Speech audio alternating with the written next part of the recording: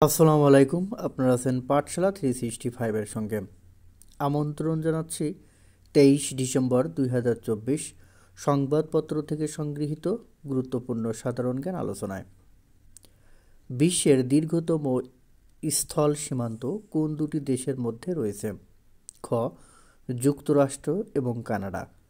বিশ্বের দীর্ঘতম স্থল সীমান্ত যুক্তরাষ্ট্র এবং কানাডার মধ্যে রয়েছে। সম্প্রতি আমাজনের গহীন জঙ্গলে আধুনিক বিশ্ব থেকে বিচ্ছিন্ন কোন সম্প্রদায়ের দেখা মিলেছে? গ. মাসাকো। সম্প্রতি আমাজনের গহীন জঙ্গলে আধুনিক বিশ্ব থেকে মাসাকো সম্প্রদায়ের দেখা মিলেছে। বাংলাদেশি তৈরি পোশাকের শীর্ষ স্থানীয় ক্রেতা H&M কোন দেশভিত্তিক প্রতিষ্ঠান? ক. সুইডেন। বাংলাদেশি তৈরি পোশাকের শীর্ষ স্থানীয় ক্রেতা হল H&M এবং এটি সুইডেন ভিত্তিক একটি প্রতিষ্ঠান। ই-কমার্স জায়ান্ট অ্যামাজন এর প্রধান নির্বাহী কর্মকর্তা CEO কে? গ. Andy Jassy. E-commerce giant Amazon এর প্রধান নির্বাহী কর্মকর্তা অ্যান্ডি জেসি 21-এর প্রথম কবিতা কাঁদতে আসেনি ফাঁসির দাবি নিয়ে এসেছে। এর রচয়িতাকে? খ. মাহবুব উল আলম চৌধুরী। 21-এর প্রথম কবিতা কাঁদতে আসেনি ফাঁসির দাবি নিয়ে এসেছি। এর রচয়িতা মাহবুবুল আলম চৌধুরী। ডিজিটাল মুদ্রা বিটকয়েন এর উদ্ভাবক হিসেবে কাকে বিবেচনা করা হয়? খ. সাতোশি নাকামোতো। ডিজিটাল মুদ্রা বিটকয়েনের উদ্ভাবক হিসেবে বিবেচনা করা হয় সাতোশি নাকামোতো। রহস্যময় স্থাপনা স্টোনহেঞ্জ কোথায় অবস্থিত? গ. যুক্তরাজ্য। রহস্যময় স্থাপনা স্টোনহেঞ্জ যুক্তরাজ্যে অবস্থিত। বিখ্যাত চিত্রকর্ম দ্য স্কিম এর চিত্রকর কে? খ. এডভার্ড মান্স। দ্য স্কিম এর চিত্রকর দ্য এডভার্ড মান্স। নারী ক্রিকেটে বাংলাদেশ জাতীয় দলের বর্তমান অধিনায়ক কে? ঘ. নিগার সুলতানা জ্যোতি। নারী ক্রিকেটে বাংলাদেশ জাতীয় দলের বর্তমান অধিনায়ক নিগার সুলতানা জ্যোতি। বিচারপতি তোমার বিচার করবে যারা, আজ জেগেছে এই জনতা গানটির গীতিকার কে? খ. সলিল চৌধুরী। বিচারপতি তোমার বিচার করবে যারা, আজ জেগেছে এই জনতা গানটির গীতিকার সলিল চৌধুরী। ট্রুথ সোশ্যাল কার মালিকানাধীন সামাজিক যোগাযোগ মাধ্যম? Donald Trump. পানামা খাল কোন দুটি মহাসাগরকে যুক্ত করেছে? প্রশান্ত ও আটলান্টিক মহাসাগরকে। মাসাকো আদিবাসী কোথায় বাস করে? ব্রাজিলের আমাজন জঙ্গলে।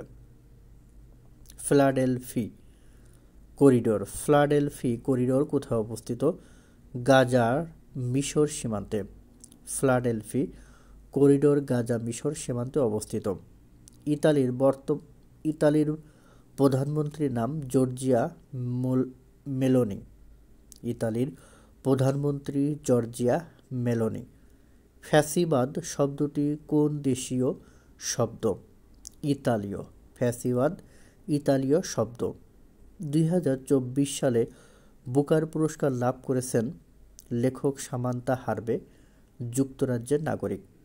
2024 সালে বুকার পুরস্কার লাভ করেছেন লেখক সামান্থা হারভে, যুক্তরাজ্যের নাগরিক। বাংলাদেশের চতুর্থ অর্থনৈতিক শুমারিতে কয়টি প্রশ্ন উঠে আসে? 65টি। চতুর্থ অর্থনৈতিক শুমারিতে 65টি প্রশ্ন উঠে আসে। যুক্তরাজ্যের বিজ্ঞান বিষয়ক সাময়িকী নেচার 2024 সালের শীর্ষ ব্যক্তির তালিকায় বাংলাদেশের কোন ব্যক্তি স্থান পেয়েছেন? ডক্টর মোহাম্মদ ইউনূস। কালাজ্বর নির্মূলে বিশ্বে বাংলাদেশ কততম? প্রথম। কালাজ্বর নির্মূলে বিশ্বে বাংলাদেশ প্রথম। 2023-24 অর্থবছরে বাংলাদেশি তৈরি পোশাকের শীর্ষ ক্রেতা প্রতিষ্ঠানের নাম কি? খ H&M।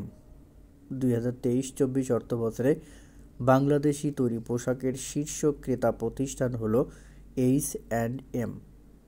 সরকার প্রধান হিসেবে ডক্টর মোহাম্মদ ইউনূস জাতিসংঘের সাধারণ পরিষদের কততম অধিবেশনে ভাষণ দেন? গ ৭৯তম অধিবেশনে। বাংলাদেশে প্রথম এজেন্ট ব্যাংকিং সেবা চালু করে কোন ব্যাংক? খ ব্যাংক এশিয়া। বর্তমানে সারা দেশে বিশ্ববিদ্যালয় কতটি? পাবলিক ৫৫টি, বেসরকারি ১১৪টি, অনুমোদিত। জাতীয় বিশ্ববিদ্যালয় কলেজ ৮৮১টি। 2023-24 অর্থবছরে পাকিস্তান থেকে বাংলাদেশের আমদানির পরিমাণ কত ছিল? ৭৪.৪ বিলিয়ন ডলার। রপ্তানির পরিমাণ ৬২.৬ মিলিয়ন ডলার। আটলান্টিক ও প্রশান্ত মহাসাগরকে যুক্ত করা পানামা খালের দৈর্ঘ্য কত? ৮২ কিলোমিটার। আটলান্টিক ও প্রশান্ত মহাসাগরকে যুক্ত করা পানামা খালের দৈর্ঘ্য ৮২ কিলোমিটার। বিটকয়েন মাইনিংয়ে প্রতি বছর কী পরিমাণ বিদ্যুৎ খরচ হয়? ১৬৬.৭৫ টেরাওয়াট। বিটকয়েন মাইনিংয়ে প্রতি বছর ১৬৬.৭৫ টেরাওয়াট বিদ্যুৎ খরচ হয়। সৌদি আরবের রিয়াদে নির্মাণাধীন বিশ্বের সবচেয়ে ব্যয়বহুল ভবনের নাম কি? মুকাপ টাওয়ার। সৌদি আরবের রিয়াদে নির্মাণাধীন বিশ্বের সবচেয়ে ব্যয়বহুল ভবনের নাম মুকাপ টাওয়ার। বাংলাদেশ ব্যাংকের প্রণয়নকৃত নতুন বিধান অনুসারে তফসিলি ব্যাংকসমূহের নিরীক্ষার জন্য নিযুক্ত করা হবে আন্তর্জাতিক প্রতিষ্ঠান। বাংলাদেশে তৈরি পোশাক ক্রয় শীর্ষ দেশ সুইডেনের প্রতিষ্ঠান H&M। বিদায়ী অর্থবছরে বাংলাদেশ তৈরি পোশাক রপ্তানি করেছে ৩,৬৩৭ কোটি ডলারের। যুক্তরাষ্ট্র সরকার পানামা খালের নিয়ন্ত্রণ পুরোপুরি পানামা সরকারের কাছে ছেড়ে দেয় ১৯৯৯ সালে। পানামা খাল যুক্ত করেছে আটলান্টিক ও প্রশান্ত মহাসাগরকে। পানামা খালের দৈর্ঘ্য ৮২ কিলোমিটার। মাসাকো জনগোষ্ঠী বসবাস করে লাতিন আমেরিকার আমাজন জঙ্গলের গহীনে। সম্প্রতি যমুনা নদীতে নির্মিত রেল সেতুর নাম পরিবর্তন করে যমুনা রেল সেতু নামকরণ করা হয় ২২ ডিসেম্বর ২০২৪। ২০২৪ সালে ভ্রমণ ও পর্যটন সূচকে বাংলাদেশের অবস্থান কত? ১০৯তম। শীর্ষ দেশ যুক্তরাষ্ট্র, সর্বনিম্ন দেশ মালি।